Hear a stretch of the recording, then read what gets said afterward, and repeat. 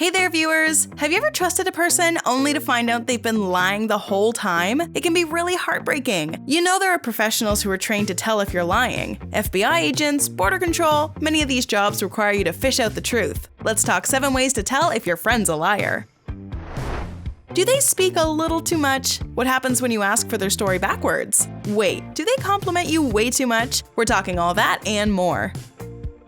Number 1. Too many compliments.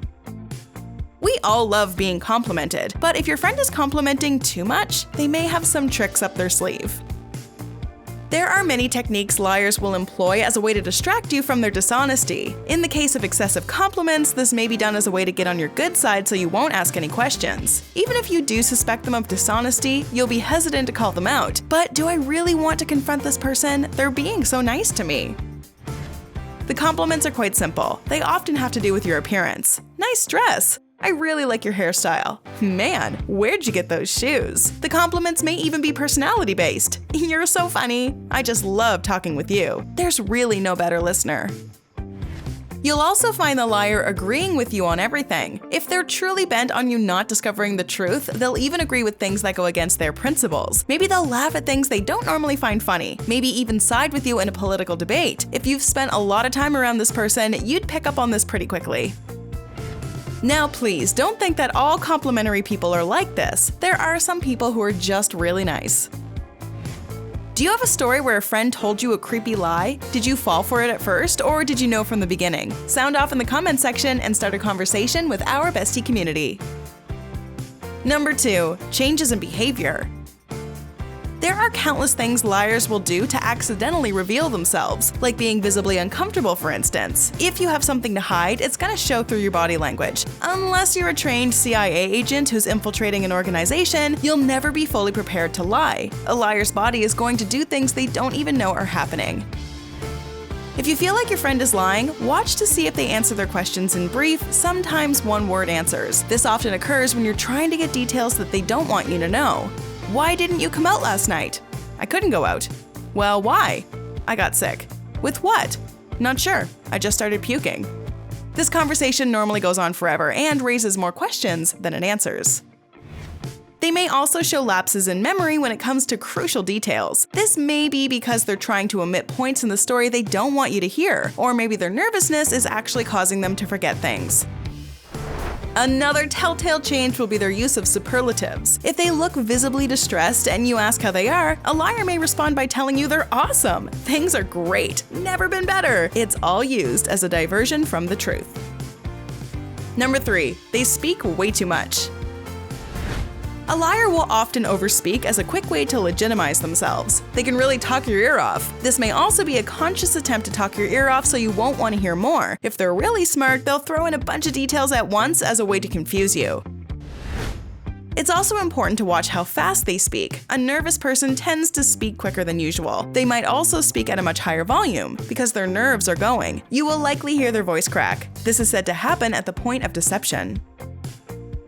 Number 4. You get better answers by acting nice. I know, the good cop, bad cop thing has been done to death in every cop movie or TV show, but it's not just a cliche, it actually gets results. In these situations, the good cop usually gets the better answers from the suspect, but this technique doesn't always require 2 people. If you feel your friend is lying to you, build a rapport with them. Be polite and open. Make it seem like you're someone they'd want to talk to. This way, you come off as someone they can confide in. Like there won't be harsh consequences if they admit to their wrongdoing. Before we continue, have you been getting nightmares lately? Maybe just some weird dreams? Check out our video on 13 hidden dream symbols you should absolutely never ignore. Now back to our list of signs your friend's a liar. Number 5. They don't like surprises. One of the best ways to throw off a liar is by hitting them with a surprise mid-conversation. I don't mean literally hit them. I mean to bring something up they weren't expecting. Sometimes, when a liar knows they're going to be questioned, they'll prepare themselves for what they might be asked. A liar will also think about how they want to answer something. They'll even rehearse these situations over and over again. The best thing to do is throw a wrench in their plan. Let's say, for example, something of yours has gone missing from your house. You have a feeling it was a particular person, but you don't want to accuse them. While questioning this friend on their possible involvement, ask them something they weren't expecting. Maybe a question completely unrelated to the topic at hand. While hitting them with the usual, "What room were you in?" and "Did you see my watch?" slip something random in like, "What color pants were you wearing at the time?" You'll notice them stumbling almost instantly. This is because you've gone off script from what they've planned in their mind. As a result, they'll probably get confused and irritated. While it may not give you an exact answer as to whether or not they're lying, it sure makes them a prime suspect. Number 6. They say no differently. When trying to get answers from someone, no is said to be a keyword when looking for deception. This might sound strange, but there's lots of weird ways to say no. If you're trying to hide something from someone and they ask you if you did it, your way of denying may come off much more aggressive than usual. If a person is lying, they might say no while looking in a different direction. They can also close their eyes. Anything to avoid looking straight at you while lying. Another thing to watch out for is the long, stretched out no. This is a sign the person is being nervous. One of the classic ways a liar says no is by hesitating before saying it. We've all asked somebody a question only to hear that 2-second pause before they answer. This is normally them thinking whether or not they want to tell you the truth. Number 7. They can't tell the story backwards. This is one of the more interesting signs of deception. Yes, liars will often prepare their answers for when they're questioned, but what if they don't have time to do so? What if they're questioned right on the spot? In this case, they may have to make up a story right then and there. I'll set the stage. You and your friend are baking a cake for another friend's birthday. While you're out of the room, your cake partner turns and accidentally knocks the cake off the kitchen table, causing it to spill everywhere. Now, granted, the cake shouldn't be so close to the edge, but hey, I'm being hypothetical here, people.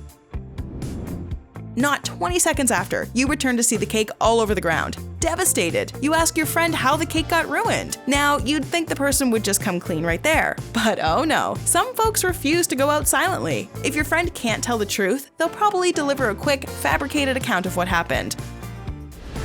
"Oh, it was awful. While you were in the bathroom, a person climbed through the window. Seeing that our cake was almost done, they pushed it off the table and leaped back out the window. I think I heard about this person on the news. The Cake Bandit, they called him."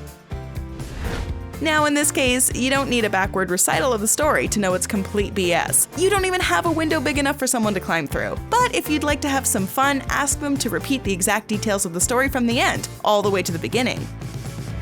A method that is practiced by police detectives and special agents alike. Have you ever been seriously lied to? Do these signals apply to any of your friends? Let us know in the comments below. We would love to hear from you. Enjoyed this video? Hit like, share, and subscribe to Bestie. Wait, what kind of bestie are we if we don't tell you about our other awesome videos? Go ahead, choose the left or right video, and enjoy.